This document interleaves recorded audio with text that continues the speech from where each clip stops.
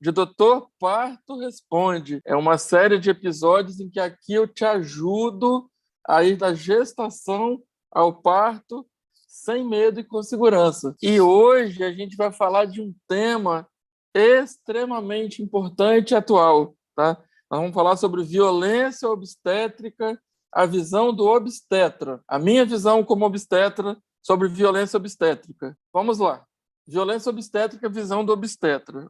Primeira coisa que eu quero falar para vocês é um tema extremamente polêmico, é um tema extremamente atual e extremamente importante, porque as pessoas precisam saber do que se trata a violência obstétrica, como ela acontece e quando ela acontece, né? É um tema que ela não é específico do Brasil, é um tema mundial e que ela vem é uma questão que ocorre há muitos anos, mas há poucos anos a gente vem falando a respeito, né, desse tema. Então as pessoas vão tendo coragem de falar a respeito da violência obstétrica. Uma coisa que eu gostaria de esclarecer para vocês é que violência obstétrica, apesar do que está escrito, não é violência que o obstetra faz para a gestante. Não. A violência obstétrica é a violência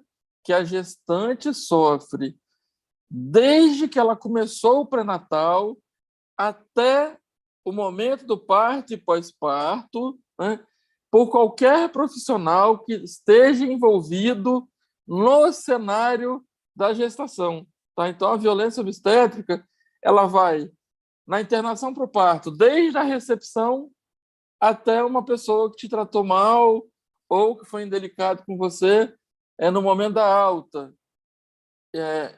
A violência obstétrica ela pode acontecer por um desconhecido que chega para você e fala alguma gracinha, né?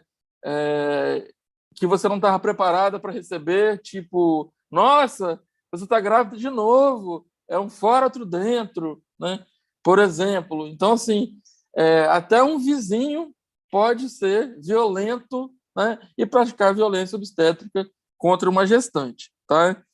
Então, assim, é de suma importância esse tema, né? Esclarecer para gestantes e também para os profissionais que atuam na gestação e no parto, né? Para as doulas, para os enfermeiros obstetras, para os psicólogos obstétricos, psicólogos perinatais, fisioterapeutas, né? Médicos obstetras. É muito importante que a gente saiba a respeito desse tema e saiba até para poder contextualizar, né, e discutir com cada gestante. Tá? Então, assim, é extremamente importante que todos saibam, por exemplo, que violência obstétrica é diferente de intervenção, por exemplo. Né? Às vezes, a equipe de saúde, o médico, que é o profissional que é autorizado a intervir no parto, ele precisa de fazer uma intervenção necessária.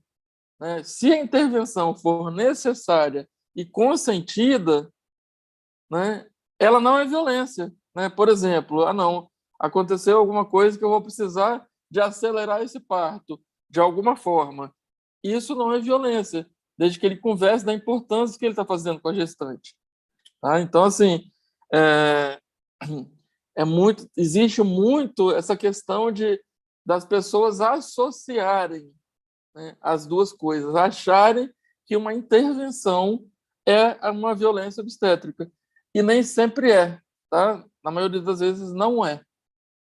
Só quando a intervenção ela é feita de maneira desrespeitosa ou sem o consentimento da gestante.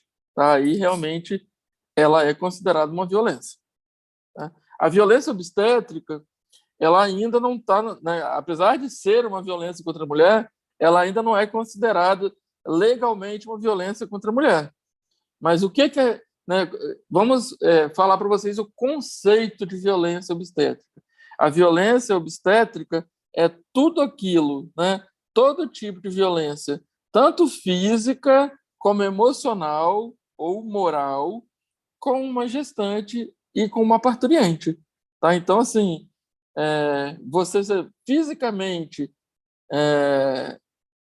extremamente manipulada, toques vaginais dolorosos, descolamentos de bolsa extremamente dolorosos, procedimentos sem anestesia, às vezes dá ponto no paciente sem anestesia, né?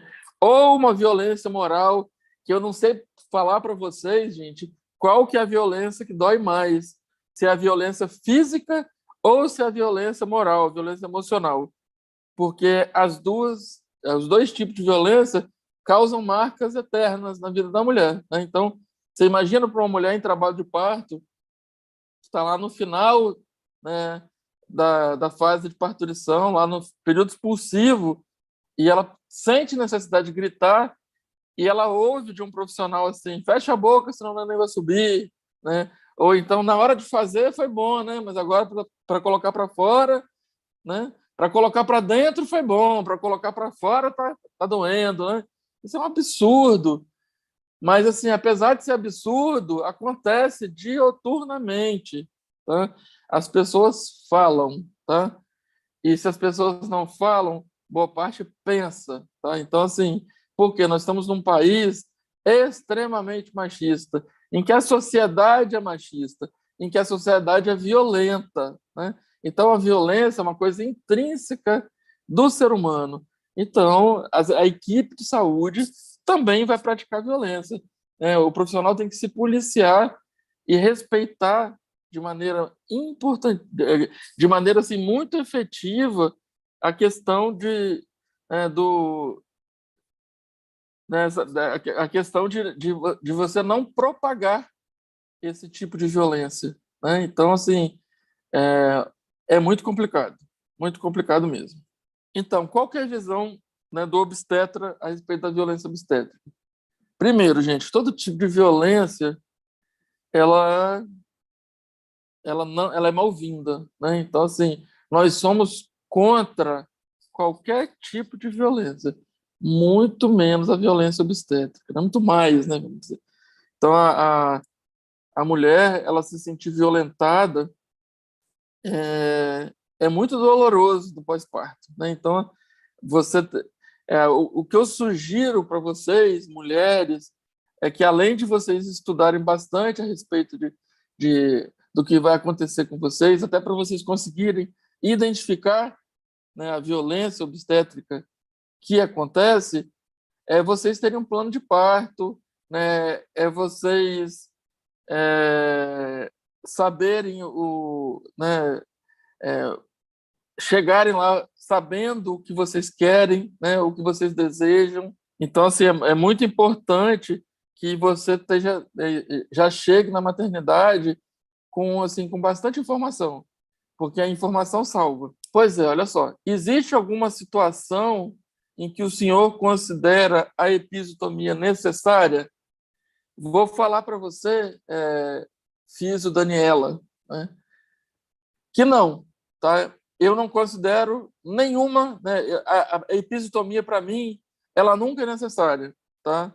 Para mim, a violência obstétrica, ela não é necessária, a episiotomia não é necessária e ela é violência obstétrica. Vou te explicar o porquê. Porque quem pratica episiotomia, ele é um profissional desatualizado, que as evidências científicas, elas já falam que a episiotomia não só não é necessária, como ela também não encurta o período expulsivo, como ela também ela é maléfica, ou seja, ela não tem benefício para a mulher porque ela não causa, não consegue proteger contra incontinência urinária, contra lacerações, né, de períneo. Às vezes as pessoas falam assim: ah, não, eu vou fazer uma episiotomia para prevenir a laceração. Não, a episiotomia, ela já é uma laceração de segundo grau, é uma laceração a bisturi. Mas, infelizmente, Daniela, o Ministério da Saúde ainda não se posicionou de forma adequada contra essa questão. Apesar da Organização Mundial de Saúde, dos trabalhos científicos, né, vários trabalhos científicos a nível mundial já provando que episiotomia não previne incontinência urinária, episiotomia não previne laceração, não evita queda de bexiga, não evita queda da incontinência fecal, mas assim mesmo o Ministério da Saúde ainda coloca no seu manual de assistência ao parto, né, o último manual que precisa ser revisto, inclusive, que é o Manual de Boas Práticas ao Parto e Nascimento de 2017, fala que a episiotomia ela deve ser evitada e realizada apenas quando houver necessidade. E quando que há necessidade? Né? Fica uma questão muito interpretativa. Né? Então, acaba que quando a pessoa acha que sim, é sim. Tá? Mas, no meu ponto de vista, a episiotomia ela nunca é necessária e ela é, sim, uma violência obstétrica. Pois é. Vou responder, Tainara, para você, por que os GOs fazem o combo de violência obstétrica, puxo dirigido, manejo do períneo, não esperam a saída natural da placenta. Vou falar por que isso acontece. Isso acontece porque nós vivemos em uma cultura, né, de que o parto tem que ser rápido e de que a gente tem que resolver as coisas rapidamente. Tá? Existe aquele obstetra de plantão que ele quer resolver o plantão, né? Ele quer fazer com que todo mundo nasça para ele conseguir resolver logo o plantão, para não ficar, né, a madrugada inteira, ou para... Né? Até assim, vou falar para você que o médico plantonista ele até tem uma certa justificativa para querer que os bebês nasçam logo, que os partos sejam resolvidos de maneira mais rápida.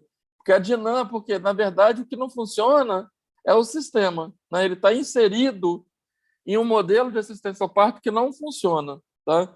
Então, assim, a gente não consegue cobrar de um médico plantonista, tanto de convênio de hospital privado e principalmente de hospital do SUS, que ele, por exemplo, dê conta da porta, né, do centro cirúrgico, dos partos normais, tudo ao mesmo tempo. Tá? Então, assim, a gente está no modelo muito voltado para o médico. Né? E, na verdade, a gente já está mais do que comprovado a nível internacional, tá? Não sou eu que estou falando, isso é a OMS, né, a Organização Mundial de Saúde, que fala que a questão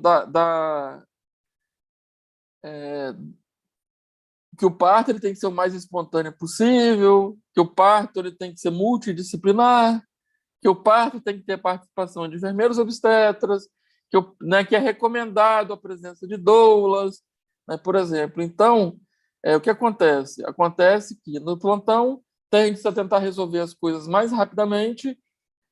Agora, existe também aquele GO que não é de plantão e que ele é desatualizado mesmo, ele tem pressa. Tá? A gente vive na cultura da pressa. Né? Então, assim, a gente quer fazer tudo para ontem. Né? E esse tudo que fazer para ontem, você assim, acaba ficando com muita pressa para tudo, inclusive porque o bebê nasce.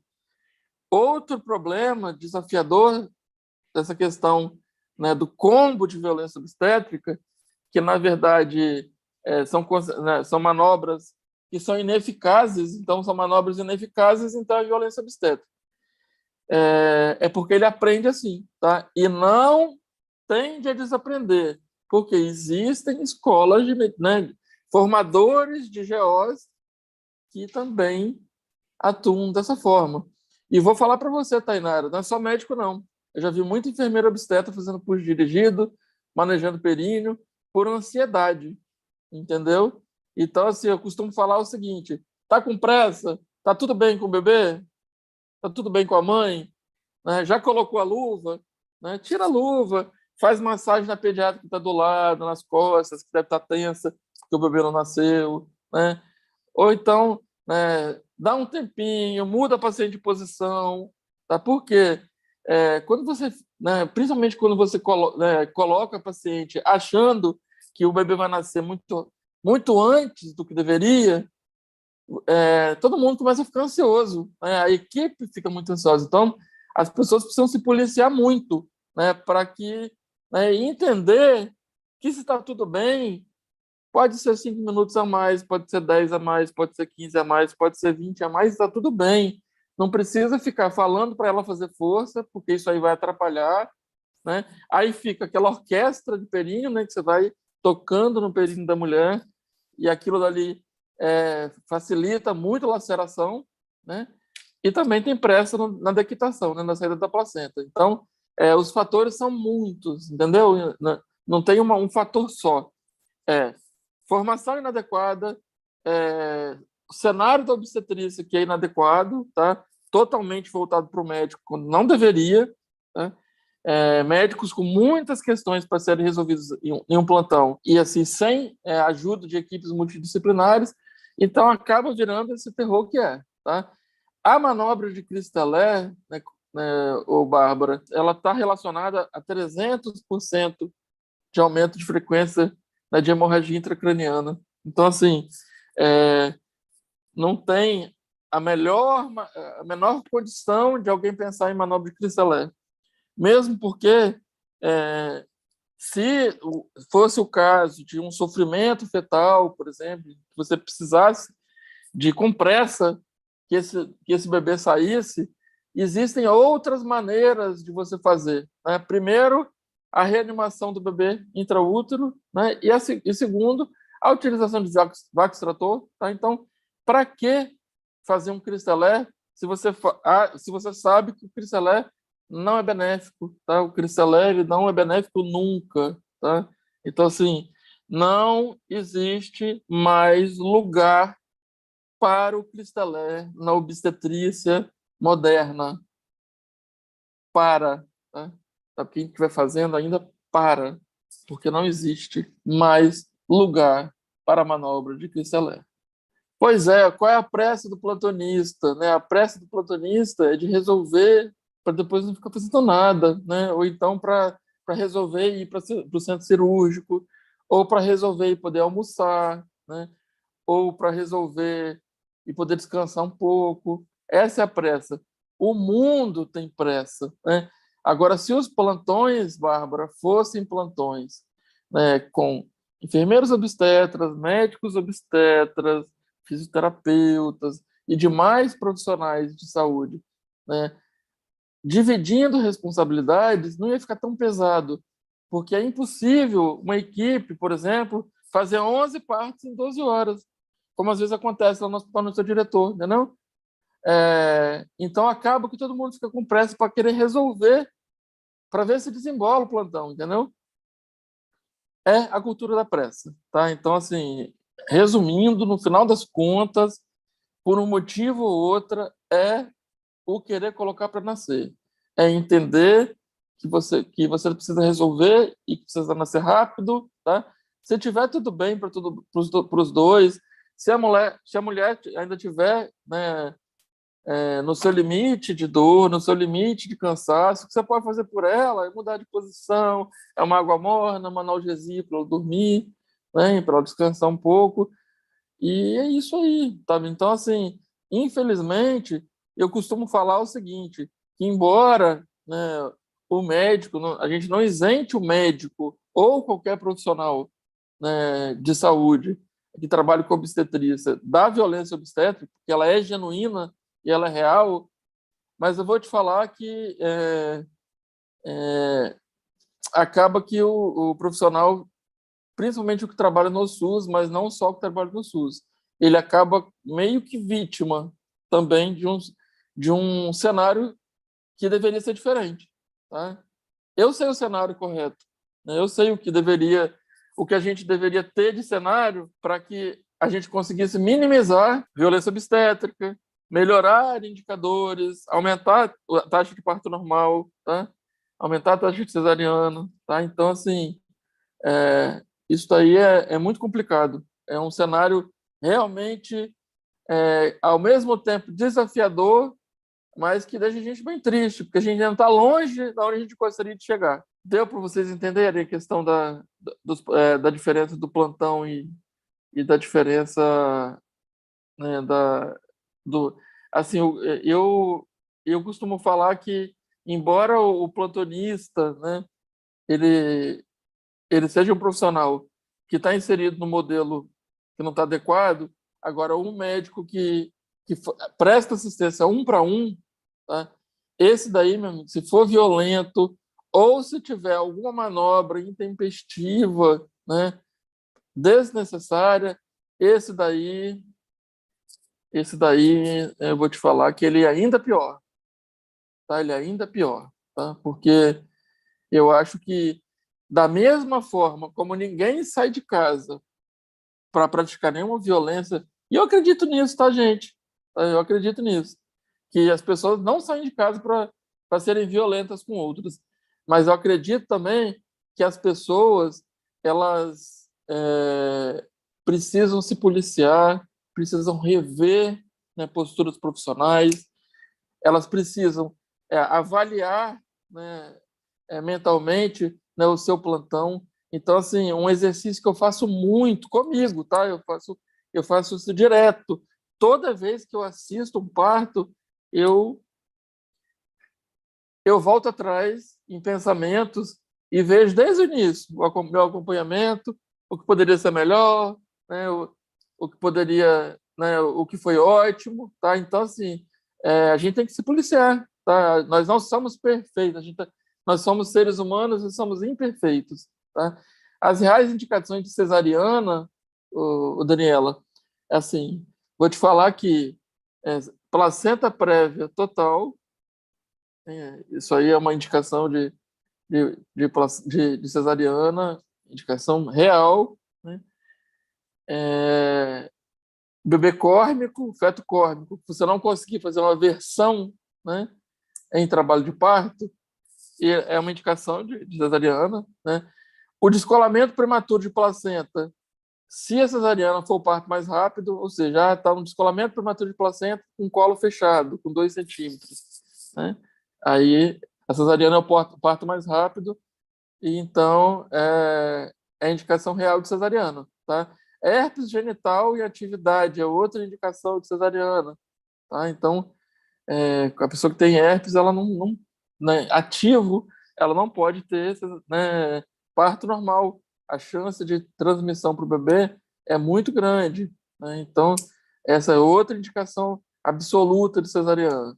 A gestação gemelar com o primeiro bebê pélvico, também indicação absoluta de cesariana. Não pode ter parto normal. Histórico de ruptura uterina. Depende a quanto tempo foi essa ruptura uterina. Não é indicação absoluta, não, tá? De cesariana. Mas, assim, você tem que ter muito cuidado, tá? Vai depender muito de como ficou esse útero, né? Se você foi o médico, né, ou o profissional que acompanhou essa mulher e você viu as condições de como ficou o útero depois da ruptura, aí sim, você até pode tentar um parto espontâneo, tá? Mas nenhuma indicação, e também tem uma indicação alargada de cesariana, tá? O prolapso de cordão também na mesma situação, né?